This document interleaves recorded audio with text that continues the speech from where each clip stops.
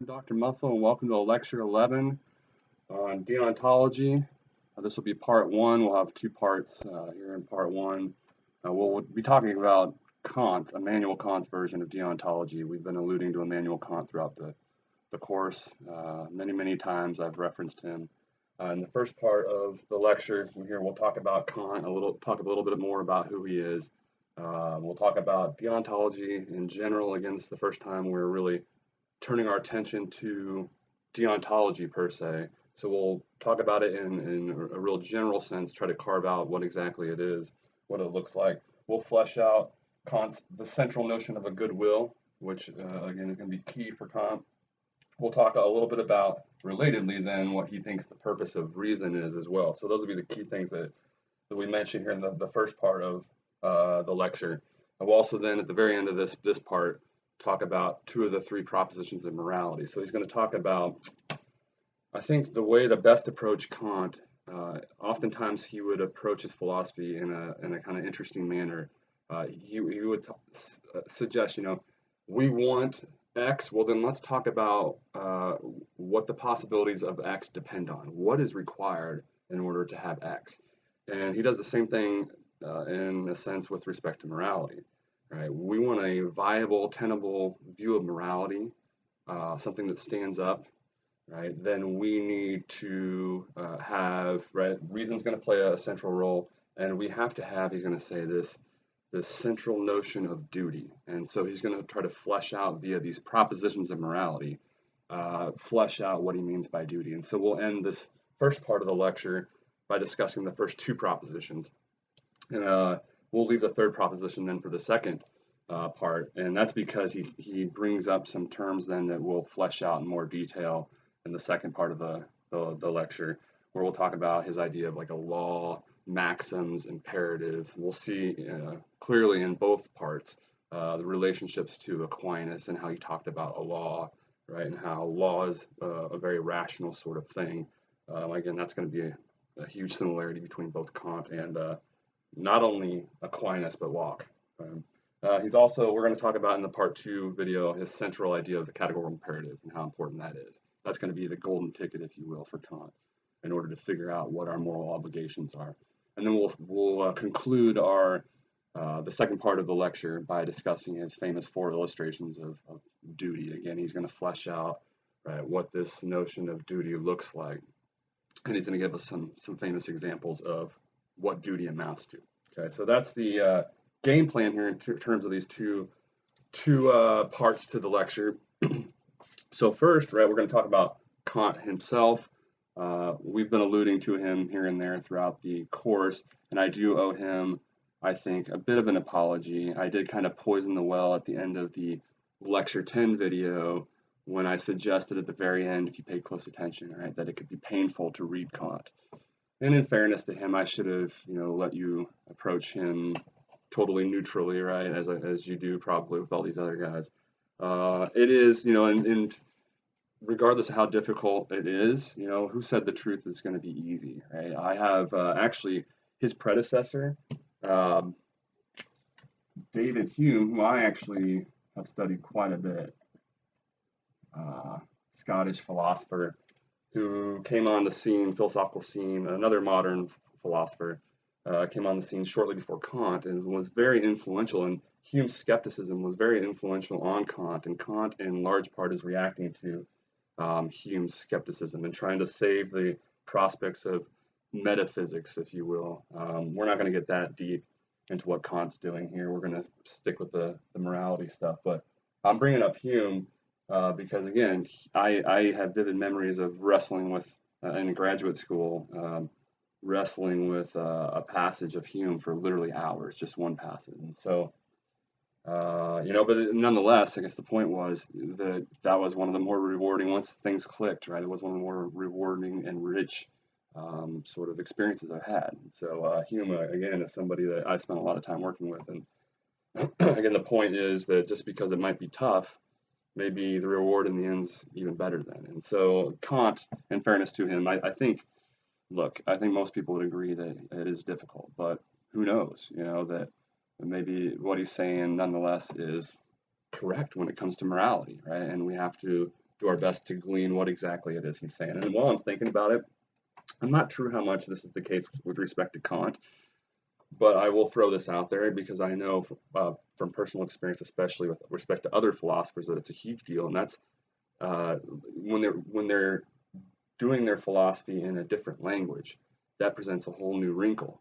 Right? It's hard enough to try to decipher what these guys are saying if you speak their original language, but then you throw in the arduous task of um, trying to translate, figuring out yourself what this person's saying, and then trying to translate that into a different language altogether. That can make a world of difference. Speaking firsthand, I took a class on Friedrich Nietzsche's Thus Spoke Zarathustra at Boston University. Literally one book. We spent the whole semester studying this one book. And before I took the class, I had read a different translation of Thus Spoke Zarathustra, and I thought it was terrible, hated it. For the class, though, we read the Walter Kaufmann version, and it was a totally different experience. So, at least with respect to Nietzsche, and I know it's also true with respect to the ancient philosophers, oftentimes there's a rift in terms of interpretation, and that can have significant ramifications in terms of what people think these, Plato and Aristotle, the other ancients, what they were saying ultimately. And so I think maybe, that could be an issue here as well, right? Kant was German, wrote in German, so we're reading it in English. That can present issues as well. So no doubt it is difficult trying to figure out what Kant's getting at, but I think regardless, again, that what he has to offer, even if you disagree with him ultimately, there's a reason why we're still talking about him 300 years later. He had appreciable points. And again, even if you disagree ultimately with his moral theory, I think you have to concede that some of the elements of what he's saying, they have an element of truth to them. They kind of ring true now, whether or not, again, ultimately you subscribe to deontology, that's a whole different matter, right? Again, I oftentimes say that I feel like I'm in a tug of war between some of these theories, right? Because utilitarianism and deontology, they both have their appeals in different ways, right? So anyway, a slight apology to Kant there for sort of poisoning the well, if you will, and so alluding to how difficult the reading might be. Regardless of how difficult it is, he's a significant figure in the history of philosophy, not only in moral philosophy, but I alluded to like metaphysics and responding to David Hume and so on, and a huge figure. He's famous for his three critiques, these three big critiques, the critique of pure reason, critique of practical reason, which I couldn't dig up. It's around here somewhere in the house. And then the critique of judgment, or this is like aesthetics, it's philosophy of art, more or less. And very famous for these three big critiques, among other works that he had. I find it funny, and I always mention that then he wrote subsequently, right, the Prolegomena. This was basically written after this, and offered kind of a dumbed down version because he felt nobody was really at least appreciating or maybe in some sense understanding what he was saying, right, in the original. And so he writes this supposedly dumbed down, right, shorter version, which is arguably equally as obtuse and difficult to figure out. So I oftentimes joke that, not even Kantians, people that study Kant, academically, right, for a living, so to speak, that not even Kantians have Kant figured out. And it speaks volumes, I think, that he has to write a book after writing a book to sort of dumb it down, so to speak, so that others can climb on board and better appreciate, the merits of what he's suggesting, or at least in his opinion, that's what he was doing. Anyway, very famous dude, as I allude to on slide 2 of the lecture. Of course, a lot of these philosophers are pretty interesting guys, but I would say Kant in particular, it was a really interesting character. He's one that we would probably label as OCD these days, was known for being a creature of habit. I always ask, if this was a face-to-face class, I ask, anybody have any compulsive habits? One that I've rid myself of personally that I used to have was whenever I'm changing the volume on something, it has to be multiples or an even number, right, or a multiple of 5. And so if it wasn't, then it would bother me, right? If it was 13 or 17, I'd have to change it. Not anymore, though. I've overcome that. You'll be happy to hear. But Kant in that vein, was a creature of habit, and legend has it he would take his morning walks at precisely the same times every morning, and so the other citizens of his hometown Königsberg would set their watches according to his morning walks because he was always at the same point at the same time. He was that much of a creature of habit.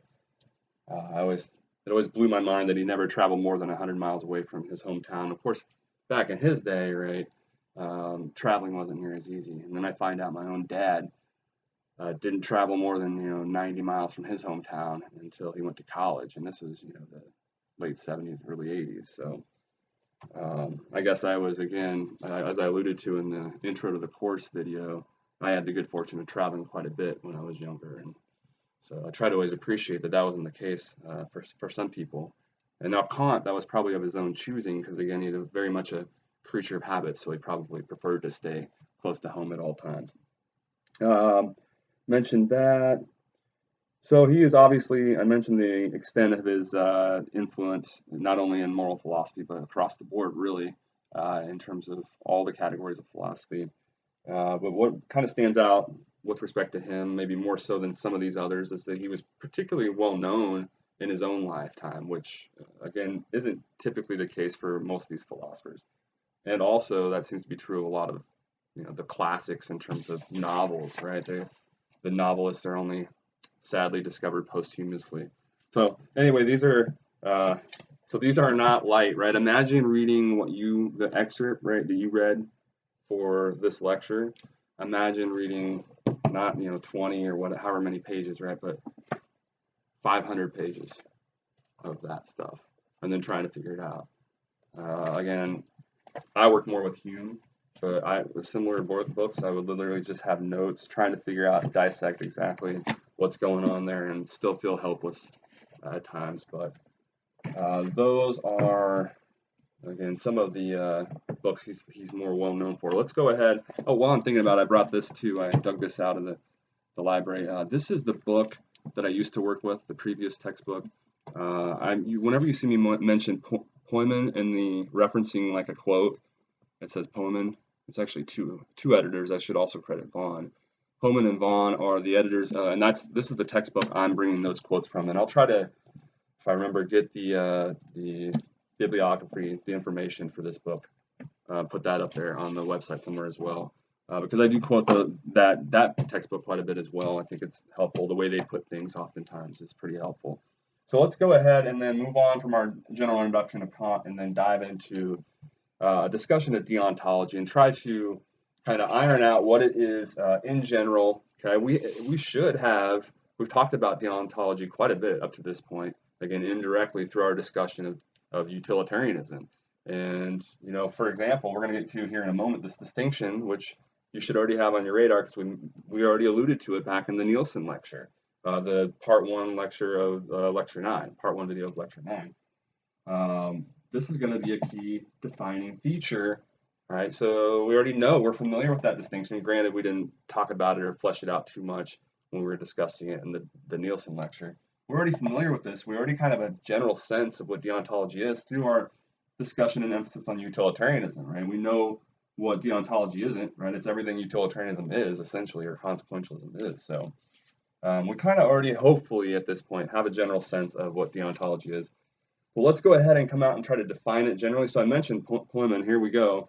Slide 3. I like the way that when they were introducing deontology, they define the moral theory, generally speaking. Right? It lies in the notion, quote, that rightness and wrongness of acts are determined by the intrinsic quality of the act itself or the kind of act it is, not by its consequences. Okay, so there's something about the kind of act it is, irregardless of what happens in our experience, right, or what we have to gain from the act. There's something about the act itself, right? And then furthermore, what the person who engaged in the act, what they had in mind, that's what's important for the deontologist, not what these consequentialists and specifically the utilitarians, what they suggest and what results in our experience, right? That's not what we've had to focus on in figuring out the moral status, the moral worth of these various actions. Rather, right, we need to look at the acts, the type of acts they are in and of themselves, and what's motivating the agents that are engaging in these actions. That's what we ought to focus on. Kant and his fellow deontologists are going to suggest.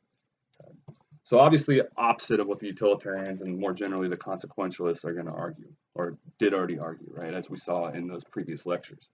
Okay.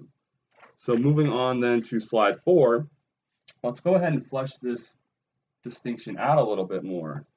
Okay, so I mentioned way back, right? Well, not way back, but lecture 9, again, that part 1 video when we were talking about Kai Nielsen, he was mentioning how this is his issue. That is the issue that he has with, as he called them, the moral absolutists, the moral conservativists, the deontologists. His issue was precisely in what Kant's going to emphasize here, the notion that morality is an a priori business. Okay? Nielsen was objecting to that. Well, here we're going to focus on precisely that, right? Kant comes out and suggests that, yes, morality is an a priori business. And what does that mean? Right? We're going to try to explain that. So this is in,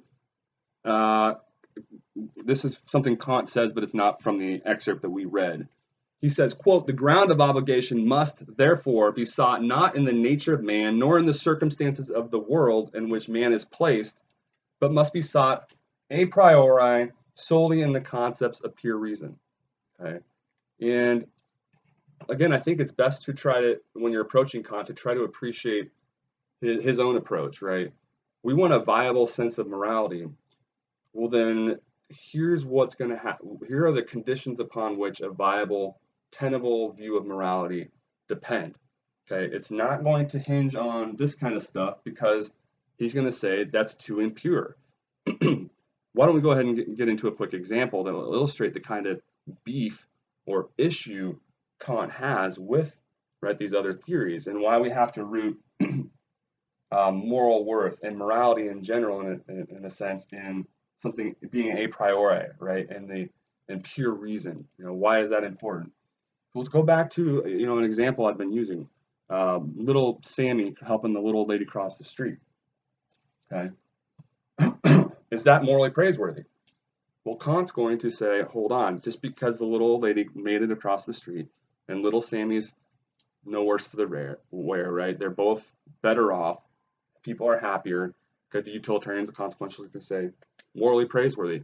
Well, Kant's going to object. He's going to say, hold on, we got to dig deeper, right? Do we really want to praise little Billy when we find out that he was actually motivated by self-interest, right? He only went out to help the little old lady because mom and dad threatened to ground him from the Xbox if he didn't get his butt out and help her. Right? Obviously, she's struggling. Little Billy, get your butt out and help her. Well, that doesn't seem as morally praiseworthy. He wasn't going to do it otherwise, right? Or maybe he's trying to impress, the good-looking girl walking behind him, and that's the only reason why he did it. Otherwise, he would have laughed at the little lady as she gets mowed down by the. No, she wouldn't get run over, but as she struggled, right? He's laughing. Otherwise, he would laugh, right? Why praise that? Kant wants to say. And we got to dig deeper.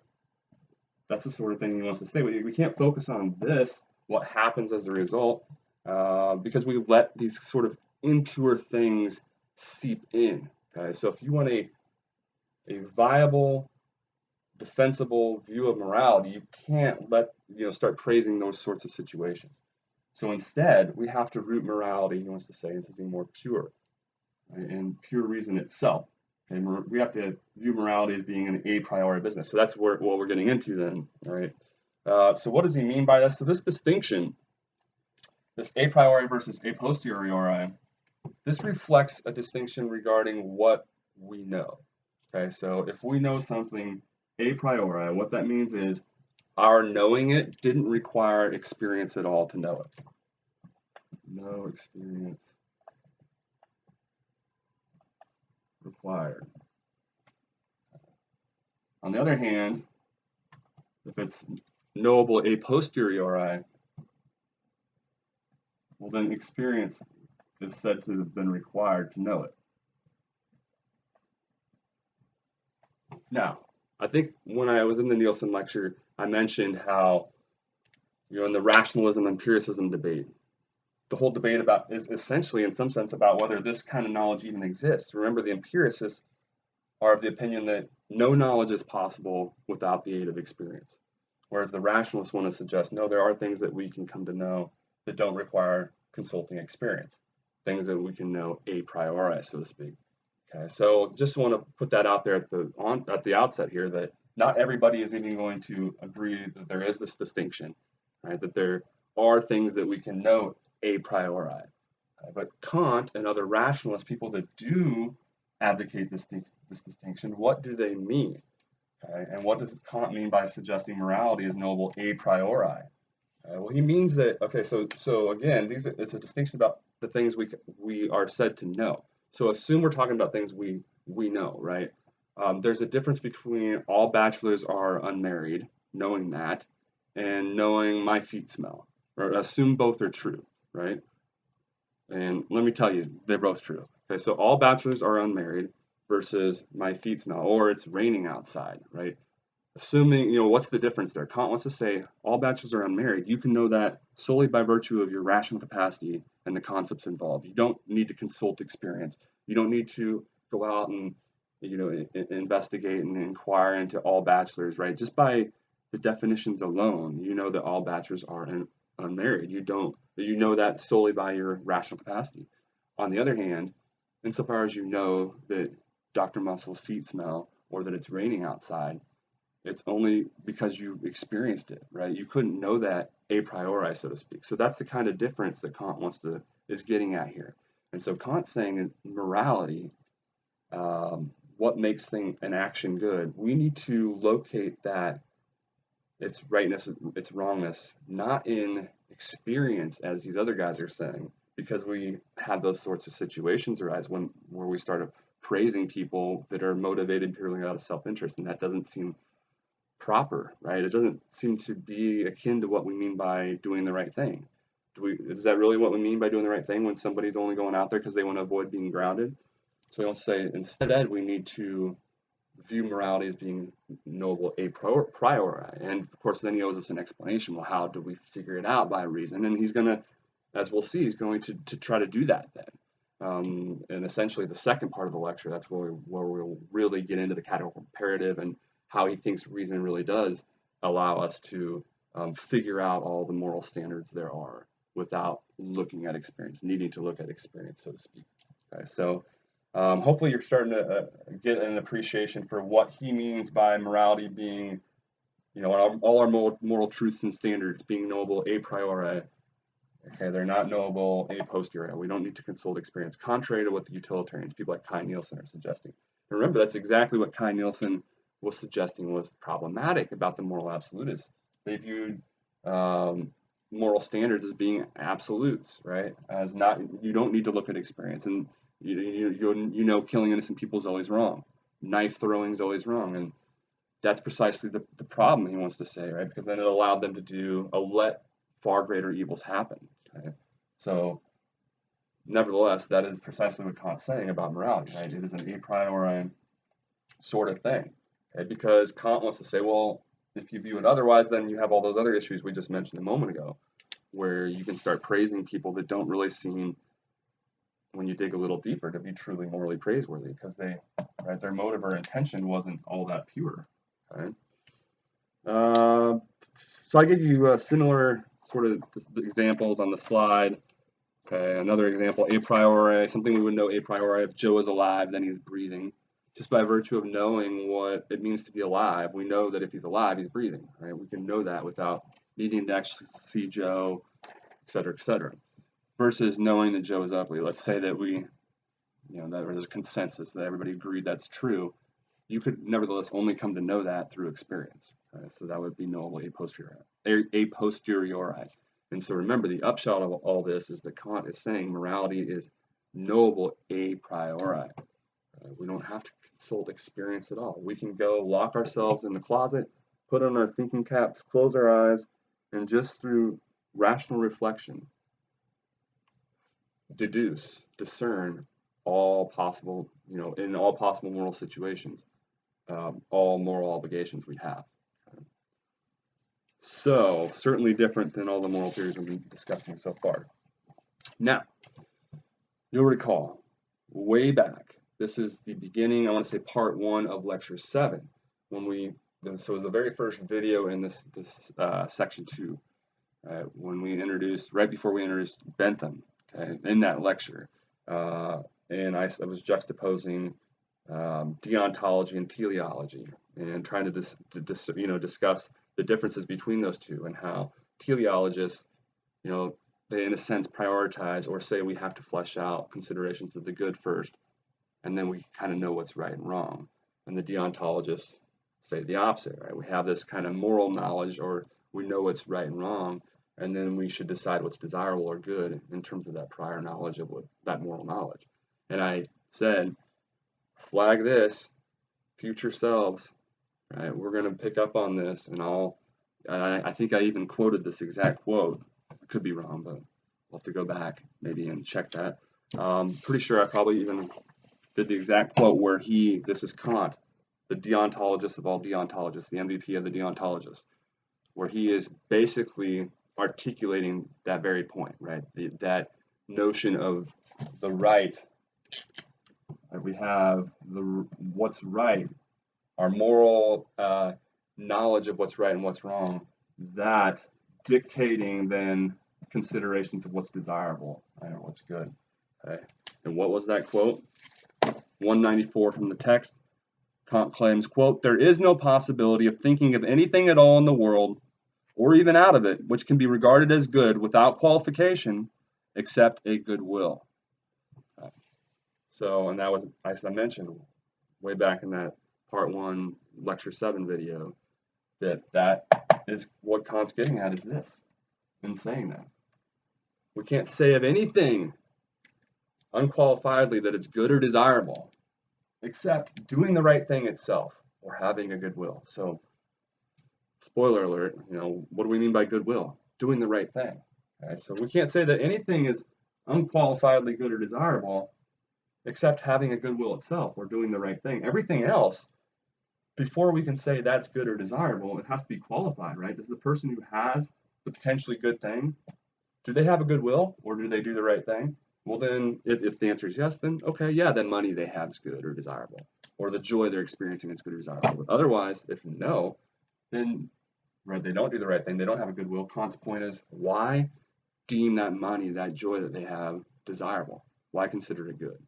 Okay, so all of this I mentioned back then, right, we'll be building up on that, referring back to it throughout the rest of the course, and here we are doing precisely that.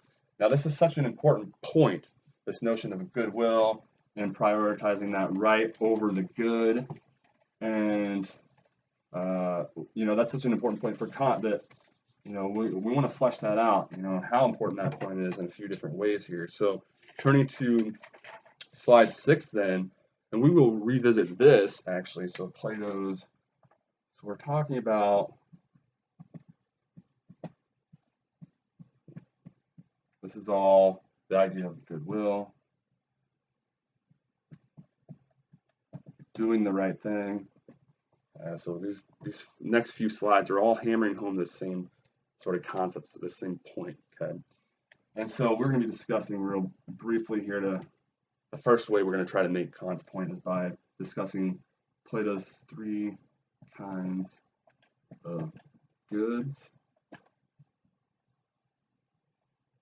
And I was mentioning that we will revisit this, what is it, lecture 15 maybe? I can't remember what number the lecture is, but when we talk about Plato, the Republic, the excerpt from the Republic, we'll talk about in book 2 of the Republic, they talk about these 3 kinds of goods. And so much more on this later in that lecture. But for now, we want to make Kant's point here. So we have Plato's 3 kinds of goods. So Socrates in the dialogue is talking to his interlocutors, and I can't remember which one it was. It says to Socrates, "Socrates, would you agree that there are these 3 types of goods?" So in the course, we could have a debate about where a particular good falls, right? But he wants to say all things we consider good or desirable fall into these 3 classes. I should have made these way bigger. So he says, what order do I have them in? Things that are merely good for consequences. Then we have things that are merely good, not for what they get us down the road, but merely in themselves. in the moment, if you will. And then we have things that are good both, right? For both, meaning they're good or desirable now in the moment and for what they get us down the road. And so, in that context, in the Republic, they're interested ultimately in morality or justice and what sense. And again, we'll talk about this in much more detail in that lecture. What the interlocutor wants to know, Socrates, in what sense is justice a good or desirable thing for us? And of course, Socrates is going to argue that it's the best type, so to speak, whereas the interlocutors are going to try to argue. Most people, including ourselves, are going to argue that it's only because it gets us good stuff. Okay. And so they mentioned at the time, what do we mean by things that are good merely for the consequences? Your job. For most people. Well, again, you can have a debate about this. I enjoy teaching, so teaching for me is obviously good for its consequences. It helps pay the bills, so to speak, right? But I enjoy it also in the moment. For a lot of people, though, if let's say your job is not one that you particularly like, okay, it's still good in the sense that it helps pay the bills. That's good. You're not out on the street, but otherwise, there's nothing particularly desirable about it. Okay, that's the type of thing we mean, or money for a lot of people. Granted, there's Scrooge McDucks out there that like to just swim in money and enjoy money in and of itself. For most people, right, money, insofar as it's good at all, and there would be people who would argue it's not good in any sense. Insofar as it's good at all, it's only good insofar as it gets us something, right, for its consequences. Okay. Now, on the other hand, we have things that are good merely in the moment or in and of themselves. And so think like someone tells a good joke, and you have a good laugh. There's nothing particularly good is going to come from that down the road, but it's great to have a laugh in the moment. Okay? That's what we mean over here. Okay. So things like joy in the moment, and then we have the most noble group, as they suggest in the Republic, things that are good both in themselves in the moment and for their consequences down the road. So, they point out good health, and we've all been throwing up in the toilet. And I don't know if you're like me when you're sick and like that. You always say, "Oh, I won't complain about anything else. I don't want to feel like this anymore." And of course, a week later, we're complaining about everything. But health is obviously a great thing to have, and we appreciate that, when we don't have it in those moments, right? So it's a great thing to have in the moment. And there's that sense in which the healthier you are now, the more likely you are to be doing well down the road. Okay? So what's our point here, though, right? So they were talking about it, Socrates and pals in the Republic, Plato's Republic, were talking about it with respect to justice, but and their own discussion. But why are we bringing it up with respect to Kant? Well, Kant's point is, I don't care what type of good we're talking about. Nothing is good without knowing something more. We can't say that anything is good in any of these senses without knowing something more. Namely, as we've already said, that the person who has that potentially good thing, whether it be money or a job or whatever, or that enjoys that joke and it has that joy, or has that good health. None of those things are necessarily good unless the person that has them does the right thing or has a good will. So that's what we mean, right? Prioritizing what is desirable or good through this prior lens, moral lens of our knowledge, thanks to our rational capacity of what's right and wrong, and one who properly engages in that moral process and has a good will, right? Those people are worthy of these potentially desirable things, while those who don't do that, don't take that rational moral step, don't have a good will, then they don't deserve these things. Those things aren't desirable. So I mentioned joy. Consider the joy of a criminal at the bottom of slide 6. Kant wants to say, why consider that a good thing? It's joy, but it's not good when a criminal, i.e. someone who lacks a good will, has it. Slide 7, same point.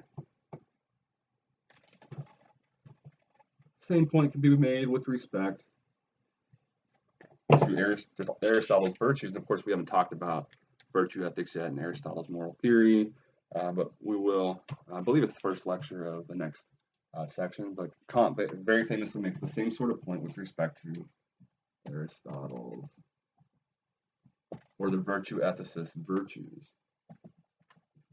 idea of things like moderation, having this character trait or these habits of doing things in moderation, or patience. That's oftentimes thought of as a virtue in these Aristotelian discussions.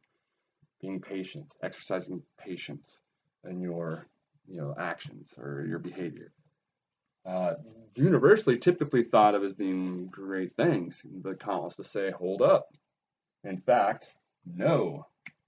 Hey, these Aristotelian virtues, these can actually be, not only can they be bad, they can make a bad person far worse. So they can actually be terrible. Um, so they'd be, in other words, in the hands of a criminal, right? The criminal would be better off not having the virtue at all because it makes him far worse. So in that case, I guess it wouldn't be a virtue, right? So with respect to that, again, things like patience, okay, so Kant makes that point. In fact, in our excerpt, was this moderation, a coolness or patience? He's making that point on, sorry, I'm on slide 7 here. And I'm quoting page 195 from the text.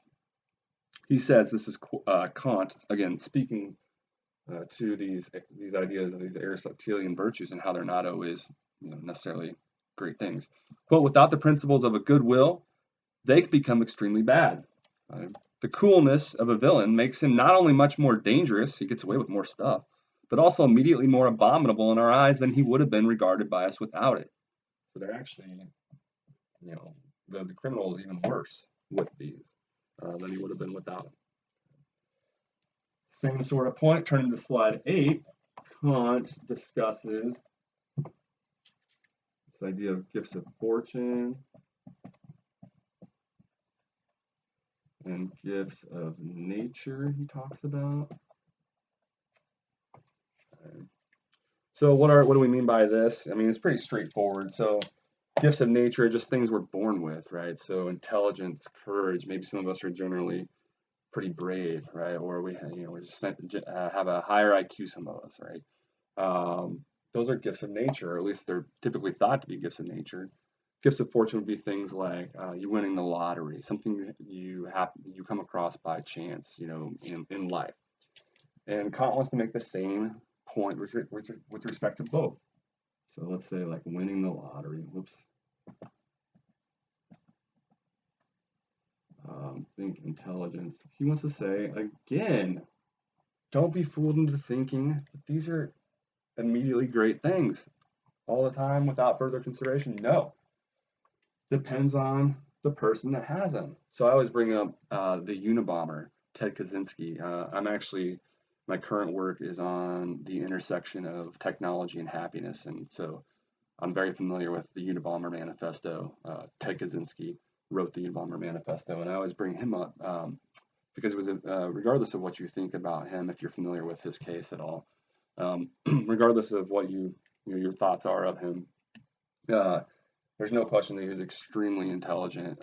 He went to Harvard, I want to say at like age 16, got an academic position. I think he was teaching at Stanford, and then abruptly resigned and moved to nowhere in Montana because, long story short, we're not going to get into it, but he felt technological expansion implicitly enslaves us more or less, and then we lose our freedom and so on. So he's trying to get away from everything, and so in the process, he feels so strongly about this that he starts bombing people. If you're not familiar with the story of the Unabomber, he does this for decades. He gets away with this. I think it was started in the late 70s and was only caught early 90s.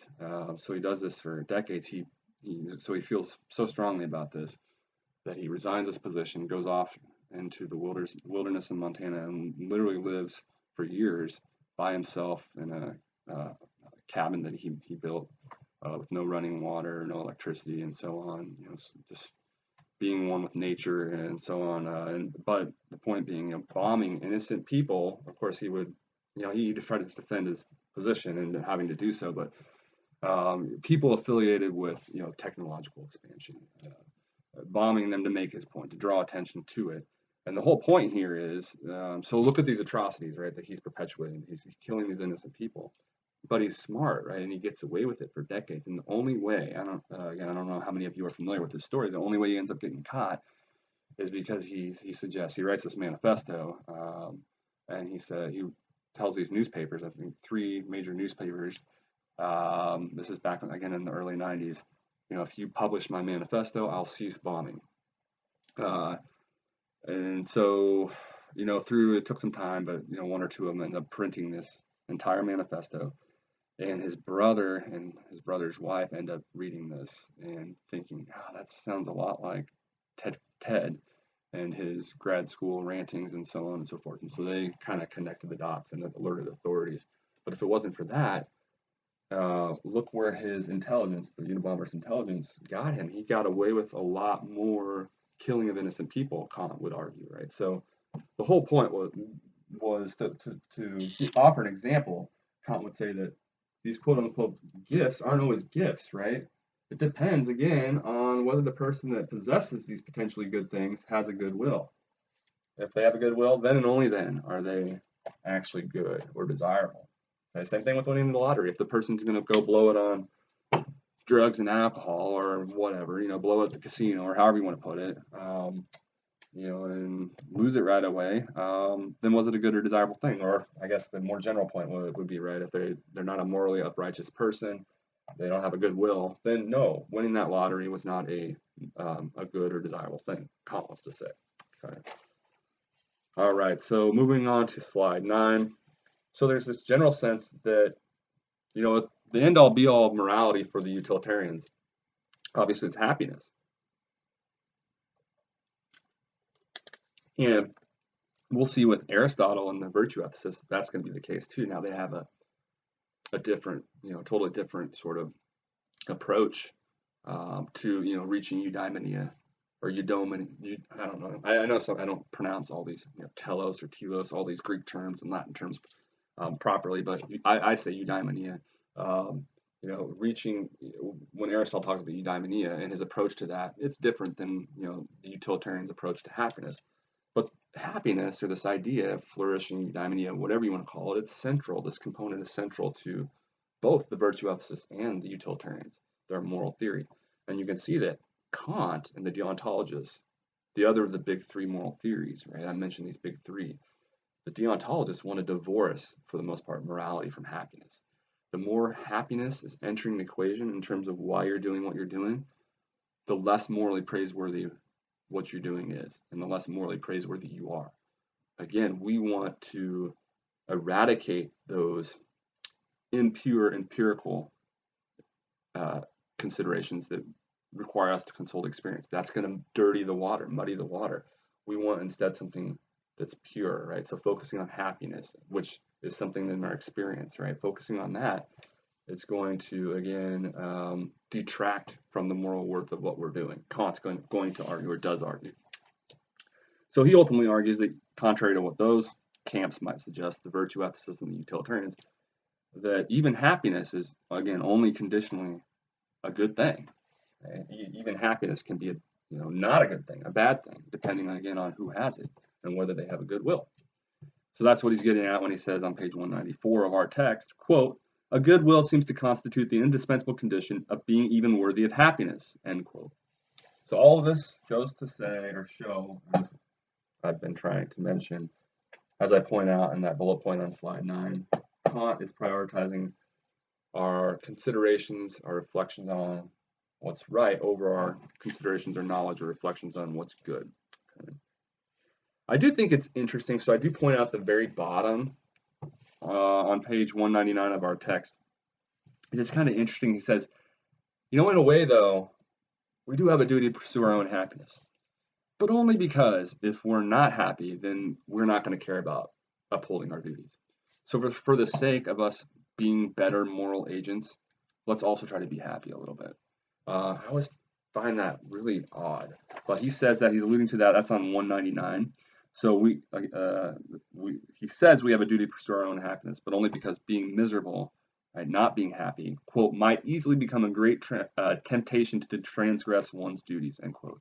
So for the sake of being more likely to have a good will and maintain that goodwill, also try to be a little happy, right? Don't be too miserable or you're just going to give up and not care. It seems to be the suggestion. Okay. So turning to slide 10 then, we have this idea that a goodwill, right, that's what really matters. That's kind of the ruling stick, if you will. It's the measure of everything that matters, or in some sense. And you get this famous suggestion on Kant's part, that an analogy that this has all its worth in and of itself, right? Its value or its worth doesn't hinge on anything to come of it or from it.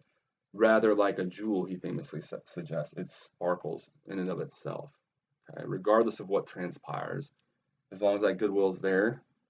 And I think there is something appreciable about this point, regardless of where you stand on Kant in general.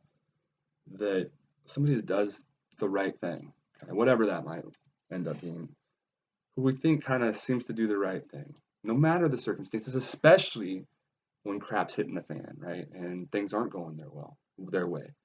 There is something that seems admirable, that, if you will, shines like a jewel about that person. I always bring up a buddy of mine who, perfect example, always has the worst luck. I mean, terrible luck. Just on and on and on. But yet he would always give you, despite all this, the proverbial shirt off his back. Would still be willing to do whatever to help someone. So, there's something admirable about that. And Kant's getting at that when he's making this analogy, suggesting that a goodwill has all its value in itself, that it, like a jewel, it shines like a jewel, right? There's something about it that's admirable and appreciable. Okay? So that's what he means when he says that a goodwill is not good because of its consequences. Rather, quote, it is good in itself, end quote. That's 195. Also on 195, quote, a goodwill is good not because of what it affects or accomplishes, for example, happiness or pleasure, nor because of its fitness to attain some proposed end. Doesn't matter what results. In fact, you could, the end of the world could result because of something that you did, right? But provided you, as we'll see here in a moment, had the right intentions and you always maintained, you exercise your rational capacity and maintain that goodwill, there's something admirable about what you did. It doesn't matter what happens afterwards and what transpired in existence or an experience as a result of your actions. Provided you had the right intentions and you have a goodwill, that's all that matters, morally speaking. Never mind whatever happens in our experience, whatever plays out in our experience. So that's, again, there's something, as he famously suggests, admirable or appreciable about the goodwill in and of itself. He says a goodwill would, quote, like a jewel, regardless of misfortunes and plights, that the person who possesses it would still shine by its own light as something which has its full value in itself, end quote. 195. Okay. So, goodwill, right? This idea of a goodwill, exemplifying that idea that we have this knowledge from the get-go, this a priori knowledge of what's right and what's wrong. We'll flesh out in part 2 of the lecture how we come to access that.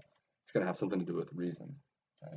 We start with that, and then you want to talk about what gifts are or what's good. Well, you got to know whether or not the person that has it, right, does the right thing, has a goodwill.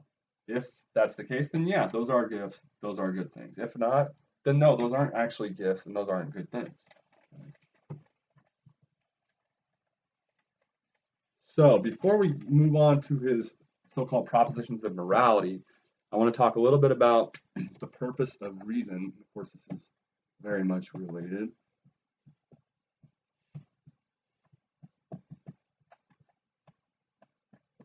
He has some interesting things to say. He says, so the utilitarians, right? It's all about being happy, right? So many of us are focused on wanting to be happy. It makes sense, right? We struggle with it. We're constantly focused on it. But Kant wants to make the point. You want to be happy, though. Don't look to reason, your rational capacity and reflection, because that does a terrible job.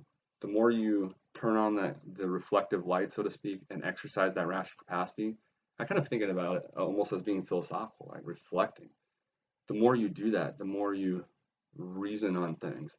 Kant wants to say the less happy you are, right? So what's the purpose of reason? It's not, I'll probably butcher facilitator of happiness. I'm a terrible speller, if you haven't noticed.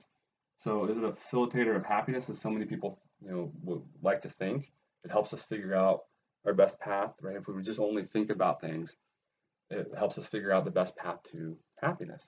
He wants to say, heck no, it's terrible at that. It does an awful job. It's very ill suited for it.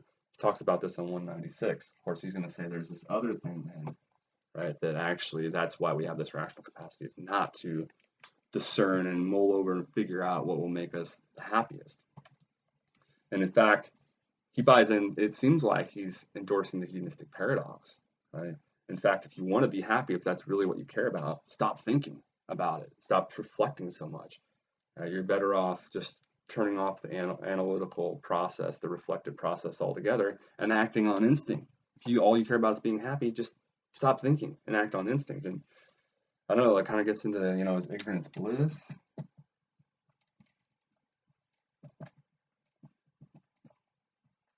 Those familiar with the Matrix, right? Is the blue pill the optimal pill, where we just stay happily ignorant? Or, should we, that seems to be the suggestion here, right? And then there's the red pill, where you take that and then you're awakened to, the truth, but then that's a very unhappy process. And Kant sort of seems to be suggesting something along those lines, right? That when we pursue the truth, the red pill, if you will, and engage in that rational, reflective process, it's counterproductive to a pursuit of happiness. Right? So, and actually, it seems to suggest there's this fork in the road, right? That you can't have both happiness and truth or knowledge, however you want to put it. Okay. And he would say also doing the right thing, morality. Okay? But this is an age-old classical debate. Like, is it the case that you can't, that let's say that pursuing this and being reflecting and engaging in reason is sort of being philosophical, right? Is it the case that that is implicitly at odds with the attempt to be happy? In which case, should we just stop this course right now? Stop talking immediately. Stop reading this philosophy. I've oftentimes actually literally thought about this, right? Is it true that I'm less happy as a result of doing philosophy for 20 plus years? And if that's the case, should I stop? Or maybe it's still the right thing to do, even if I'm not happy, right? Or maybe it's not even the case that this is true at all, and maybe there is no fork in the road, and we can pursue the truth and at the same time be happy. But what Kant suggests here definitely seems to suggest or imply that there is a fork in the road, and that the more you reflect, pursue truth, think about philosophy, if you will, I guess, be philosophical, analyze stuff, right? That the less happy you're going to be. That if you care about being happy, don't exercise your rational capacity at all. Just act on instinct, act instinctually. Okay? And he says, so some people even kind of realize this, and this leads them to misology. So that's a fancy word. Let's throw that over here. They start to hate reason. This is the hatred of reason. So they kind of realize how, this whole idea of ignorance being bliss, that these two are at odds, and they start to despise their rational capacity as a process, and as a result, rather. And I don't know if that means they just try to dumb themselves down and stop thinking as much as possible then as a result. But this idea of misology, the hatred of reason, right? It's borne out in some people because they realize, again, that reflecting, pursuing the truth, and so on seems to make them less happy. Is the suggestion of Kant, anyway. So he says, in fact, quote, and this is on 196, the more a cultivated reason devotes itself to the aim of enjoying life and happiness, the further does man get away from true contentment, end quote. Seems to be endorsing the hedonistic paradox. I mentioned the misology point at the very bottom. So turning to slide 12 then. So why do this then if it's not going to make us happier? Well, because Kant wants to say, well, we have a more noble purpose then. It's not all about just being happy. Okay, stop focusing on happiness so much. And so he wants to say the reason helps us develop a goodwill. This is what it's truly intended for, amongst other things, to help us develop a goodwill. And this in turn reflects, as he says, and I like the way he says this on 196, that, quote, existence has another and much more worthy purpose, for which, and not for happiness, reason is quite properly intended, and which must therefore be regarded as the supreme condition to which the private purpose of men must for the most part defer, end quote. And you got to remember, when he's saying all this, he has in mind, if we want any credible sense of morality at all, we have to approach things this way. Okay? Otherwise, there won't be a view of morality that we can hold on to. Right? It'll fall apart because of some of the reasons we mentioned earlier. So again, we got to view reason as being, we have this. It's not all about happiness, right? And we have a more refined purpose, if you will, to develop a goodwill, to be rational creatures, okay? And that doesn't equate to being happy and fulfilled necessarily, but it is what it is, I guess. So a goodwill, quote, always holds first place in estimating the total worth of our actions and constitutes the condition of all the rest, end quote. 197, okay, from our text. So, turning to slide 13 then. So we talked about the purpose of reason and how a lot of this, and this, by the way, gets to one of the intermission questions, the stuff we were just talking about. Alluding to the red and blue pill, that third question in the intermission question. This whole idea is ignorance bliss. Is there really a fork in the road here? Or can we travel the same path that arrive to both truth and happiness? Anyway, we'll move on then to dive into then the propositions of morality.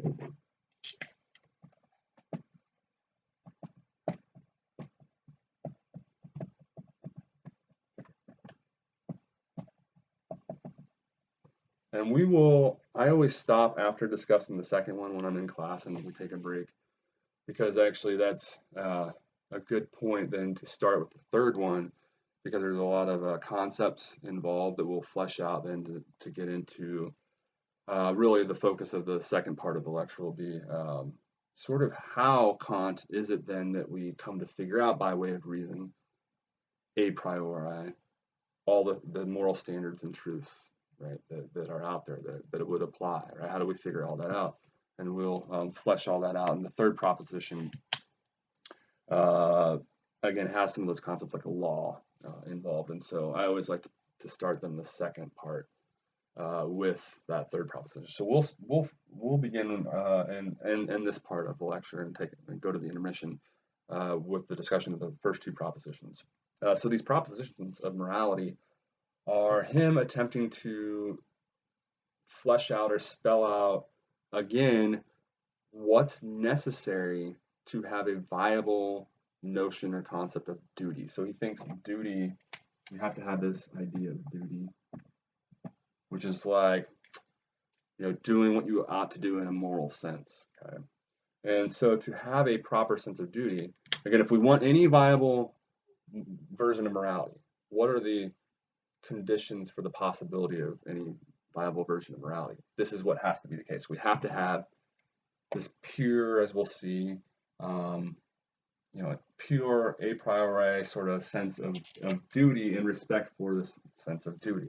Okay? And he's going to spell out then with these propositions of morality what he means by duty is essentially what he's up to. So let's go ahead without further ado and dive into the first proposition. Yeah, so I mentioned that. So this will be slide 14. So the first proposition is not actually in our excerpt. He says, an action must be done from a sense of duty, this is a quote, if it is to have moral worth, end quote. So an action must be done from a sense of duty if it is to have moral worth.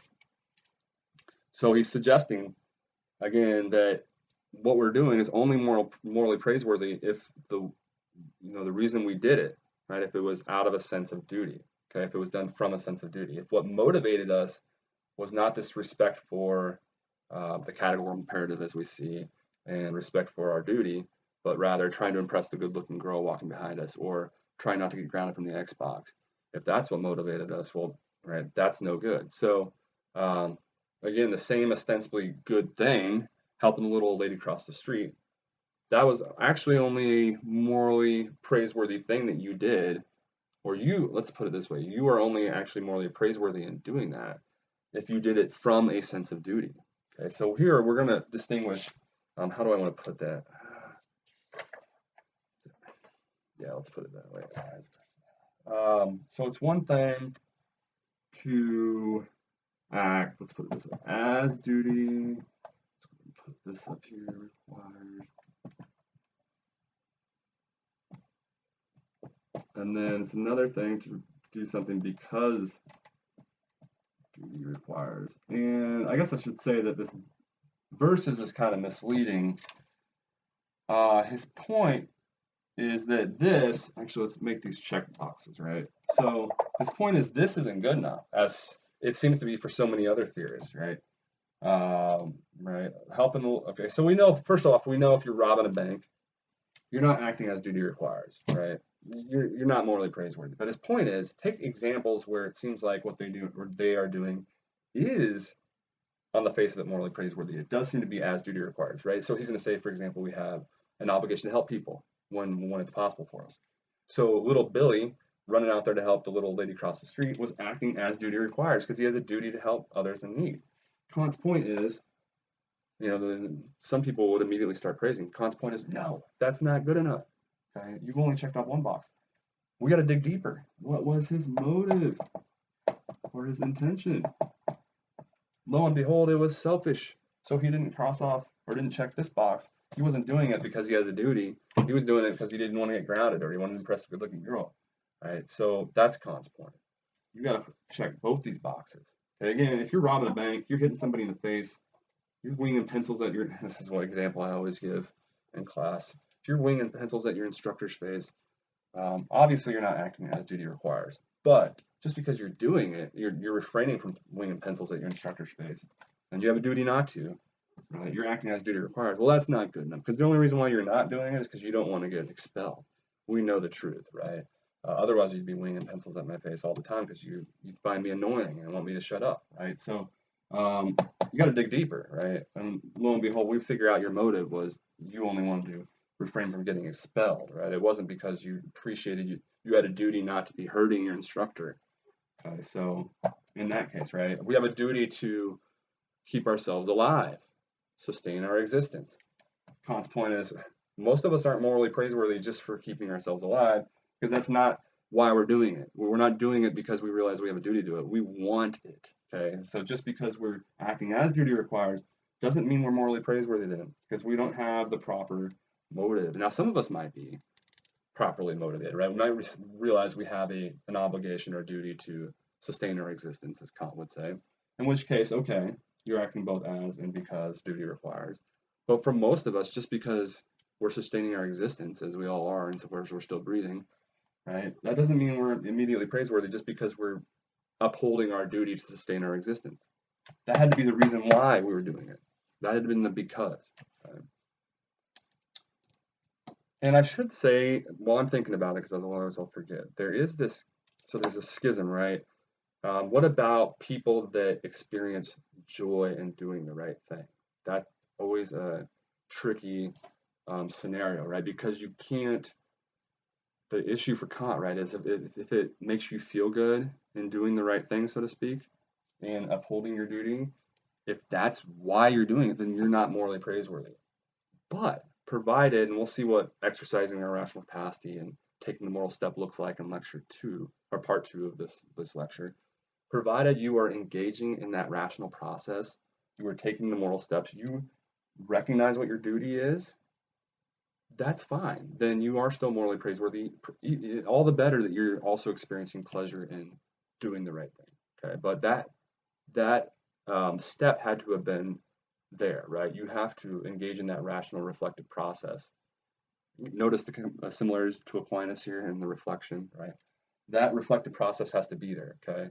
Provided that's there, then it's okay to also be happy in doing the right thing, all the better, okay? But if that's lacking, and if you are worse, yeah, right, if you're doing it because then it makes you happy, Kant's going to say that's not good enough from a moral perspective, right? It's you're acting as duty requires, and doing what all your duties are, right? But you're only doing it because, not because they're your duties, but because they make you, in doing the duties, right, or upholding the duties, it makes you happy.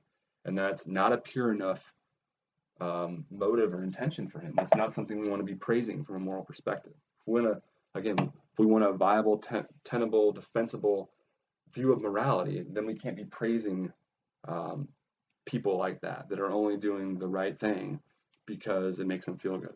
Okay. But again, just to make it clear, my whole point, the impetus for me bringing all that up, that just because you do become happy and doing the right thing doesn't automatically disqualify you from moral praise, provided you are taking that rational moral step, reflecting on the categorical imperative and so on, then you can still be morally praiseworthy. Okay. Blah, blah, blah. So I mentioned pretty much all that. Let's turn to slide. I basically mentioned all that too. So doing, benevolence, helping others. Obviously, its whole point. You're doing as duty requires. We do have a duty to help others, okay? But we need to know more. Okay? If you're doing it because you like having your name on a plaque for donating X amount of money, that's not morally praiseworthy. Okay? So that's through slide 15. Let's turn then. I think that makes hopefully some sense. So that was what he's getting at in the first proposition of morality. And I always say, honestly, in class, and I'm sure if there's some deontologists out there, some Kantian expert, they, will say, no, there's plenty of nuances and differences here. But I honestly feel like these propositions are getting at the same underlying point in slightly different ways. And so maybe we'll see how that is here. So the second proposition, let me go ahead and put this up here first. So we have the what you're trying to do, and think of the why, like what was in your mind before you did it, right? Whatever you did. Okay. Now he's going to use a lot fancier terms when he says this is from our text on 200. So this is the second proposition of morality. It's a little longer, so bear with me. He says, quote, an action done from duty has its moral worth not in the purpose that is to be attained by it. So purpose, what you're trying to bring about, okay? But in the maxim according to which the action is determined. We'll flesh what he means by a maxim out in a little bit more detail in the second part, okay? But basically, think of it for now as kind of a motive, right? The motive that's determining the action. The moral worth depends, therefore, not on the realization of the object of their action, but merely on the principle of volition, according to which, without regard to any objects of the faculty of desire, the action has been done. So we also have the principle of volition, he says. Okay. And versus the realization of the object of our action. So here's one of the many ways I would argue that what Kant's saying could be far simpler, I believe. And so I tried to say it much simpler here. The what and the why. And that's what I'm trying to do here on this bullet point. So the what we're trying to do, again, if we're robbing a bank, okay, obviously that is not morally praiseworthy, okay? That's not going to be, he wants to say that's not where we, I guess let me go back. So the what, right? What we're trying to do, that's not where we want to locate moral import or moral significance. That's not what matters most morally, okay? The what, or the purpose of our action, or what we're trying to bring about, okay? Rather, it's the why we're doing what it is we're doing. That's really what we need to focus on when it comes to fleshing out what matters morally. Okay. So think of it like you could have. So this is getting back to the point I was making a few slides ago, where provided everything's good here, and you have the right intention, and you have a good will, and you engage in the proper rational reflective process, you could be wildly unsuccessful right? Unsuccessful in bringing about whatever it is you're trying to do, right? You could fail miserably and use your imagination. I'll give you an example in the next slide. Kill like 20 people in the process, right? In the process of trying to do something that was, your duty and so on. His point is, it doesn't matter. You were trying to uphold your duty.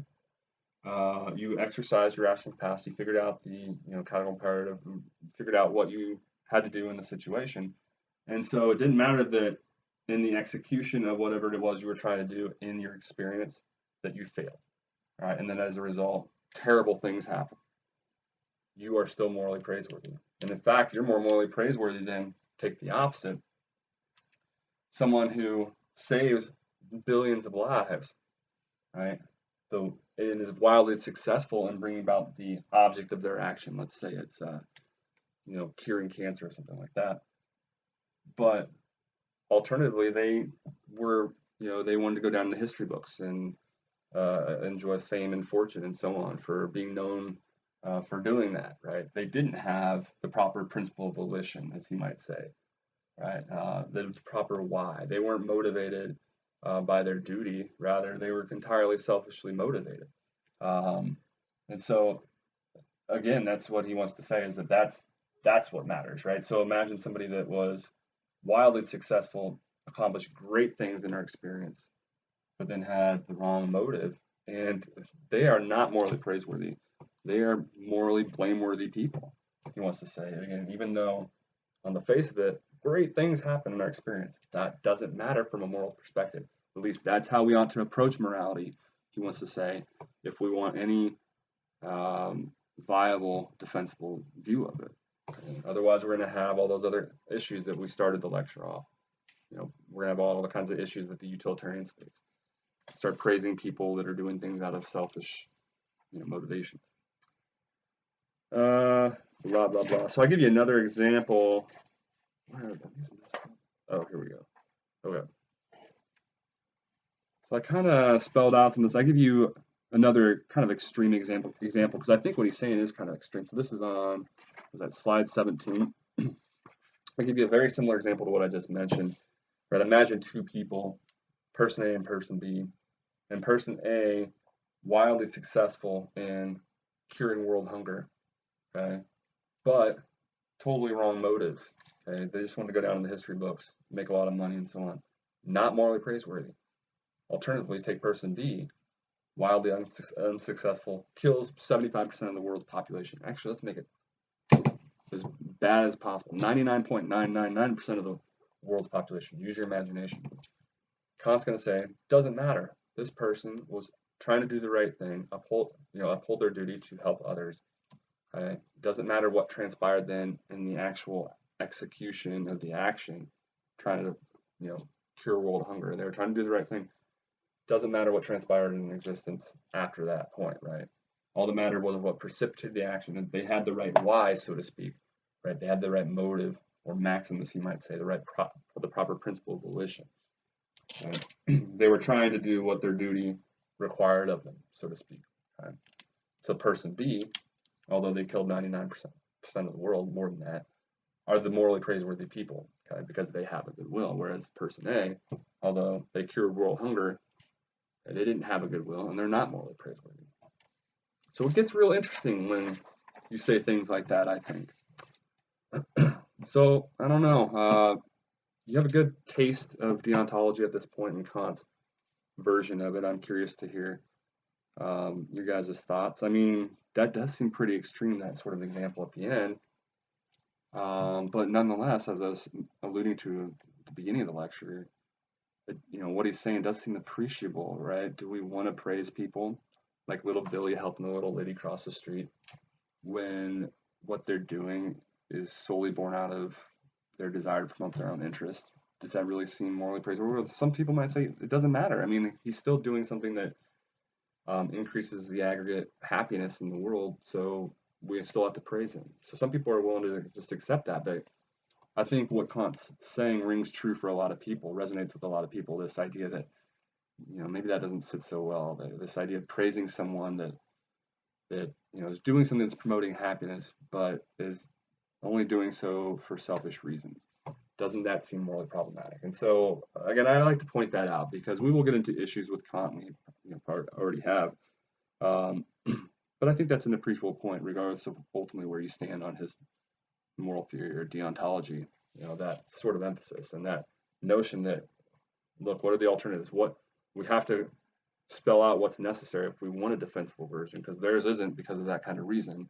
So here's how we have to approach it, and that's kind of the way he's proceeding here. So anyway, we've gone on long enough. We'll wrap it up. Again, some interesting intermission questions, I think. Well, the part 2 version, or rather part 2 video for the lecture 11, we'll get more into the role of reason and how that then spells out what we ought to do and how that leads us to the categorical imperative, which is the golden ticket really for Kant, right? How we figure out all our moral duties, so to speak. And we'll talk about some important concepts like law, imperative, maxims, which we already mentioned. And we'll get into his famous distinctions to underlie his then famous examples of duty. So 4 famous examples of duty. And actually we'll end the lecture, part 2, by discussing an important distinction between autonomy and heteronomy, being acting completely on your own, of your own accord, versus being, influenced by outside forces, acting heteronomously in that case. And Kant is going to argue that one is only truly morally praiseworthy if one is doing something entirely of their own accord, right? They've come to decide to do that through a process that was entirely of their own, right? Through rational reflection. And they've decided to do it themselves versus being steered or dictated by speed limit signs or what their mom and dad said or something like that, right? All these external forces, Kant wants to say. They have to do the right thing and realize what that is themselves and be doing it solely of their own accord, autonomously. Otherwise, there's nothing morally praiseworthy about what they're doing. So we'll finish actually with the distinction. I meant to mention that earlier too. That's all then, again, what you have to look forward to in the part 2 video of lecture 11. So stay tuned. Thanks.